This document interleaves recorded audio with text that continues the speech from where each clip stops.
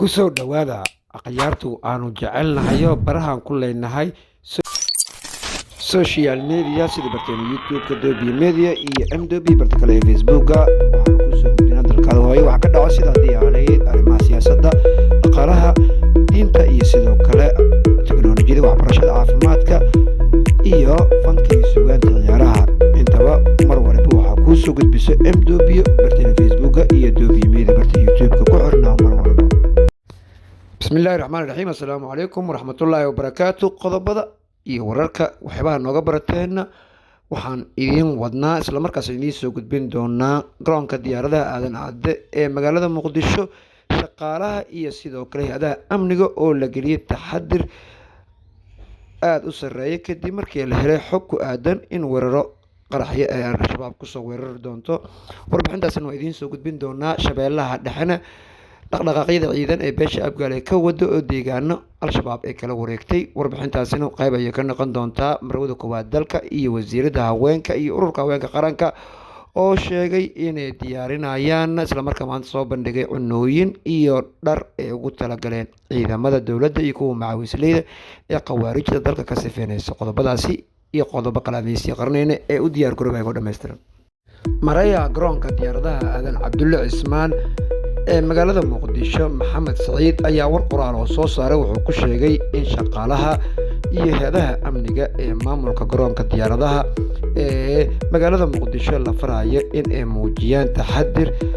aada u sarreeya iyadoona sidoo kale habraacyada cusub ee dhanka amniga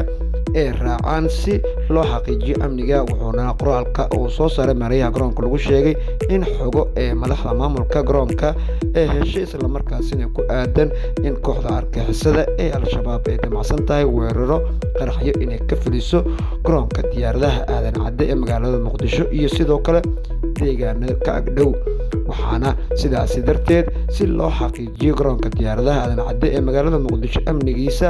loo baahan yahay in laba jibaaraan maamulka iyo shaqaalahaba ee amniga garoonka ciidamada dowladda federaalk soomaaliya iyo dadka deegaanka ee gobolka shabeellaha dhexe ayaa saaka waaberigii degmada cadale ee gobolkaasi shabeellaha dhexe maamulka hirshabeelle ka babaxay waxayna wateen gadiid dagaal oo fara badan iyadoona mas-uuliyiin saraakiil ka tirsan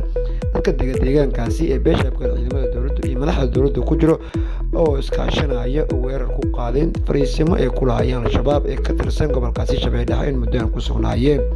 deegaanka geelgub ee degmada cadalo hoos tagto ayaa waaberigii ciidamada dowladda markay gaareen ee halkaasi xog ay heleen shabaabna iskaga carareen waxayna kala wareegeen deegaankaasi ayuu dadka deegaanka iyo ciidamada dowladda ee si nabadgelya xabadneenu ka dhicin ay kala wareegeen saraakiisha ee hogaaminaysa dagaalkaasi ka dhan kooxda argixisada al-shabaab ee gobolka shabeellaha dhexe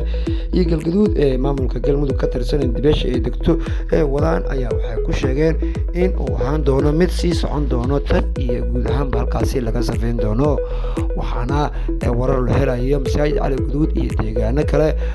ka tirsan gobolka shabeellaha dhexe ee iskaga baxeen kooxda argixisada in muddaha ku sugnaayeen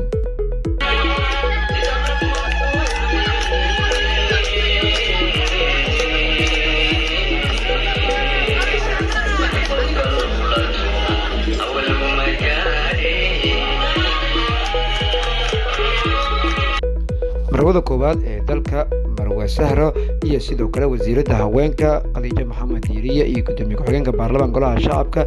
marwe sacdiyo iyo gudoomiyaasha ururada haweenka qaranka soomaaliyeed ayaa maanta waxay halkaasi kusoo bandhigeen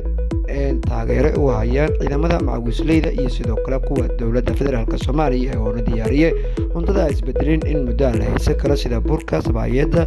iyo cunooyin kale waxayna sheegeen inay xirteen dharka macawisleyda iyo tuutaha ciidanka islamarkaasina garab taagan yihiin waxaana halkaasi sidoo kale ku sheegeen mar walibana furmaha dagaalka inay geeni doonaan cunooyinkaasi iyo agab kale ee isticmaalayaan macawisleyda iyo sidoo kale ciidamada dowladda soomaaliya wasiirada haweenka soomaaliya khadiijo maxamed diiriye ayaa waxyaaba halkaasi ay ku diyaariyeen marwada koowaad dalka marwe sahra u sharaxayso hogaanka ugu sarreeya ee hay-adaha dowladda haweenka nagu matala si gaara gudoomiyaheenna meeshan waa goobtii koowaad oo burka lagu dubaayay laguna xuseynayay sabaayadda loorarka lagu xiraayo waxaa dhiman goobtii kale oo aad ogeydeen oo lagu diyaarinayo toonnada timirta sasiiryaasha go'yaasha macawis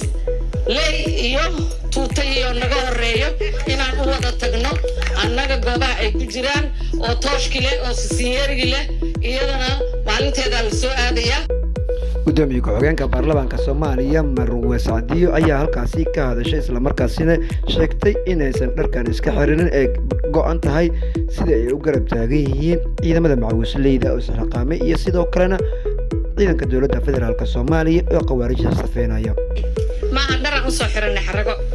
waa dharkii macawisleyda oo aan garab taaganahay ragga soo istaagay iyagoo aan isxilqaamay dharkii ay xirnaayeen ina maanta anaga garbasaar noo tahay ragga ciidanka ah ee darbiga istaagana inaan maradooda la gashanahay taas ayaa waxay cadaynaysaa inaan garab taaganahay ragga naga horeeya ee jiidda hore ku jira.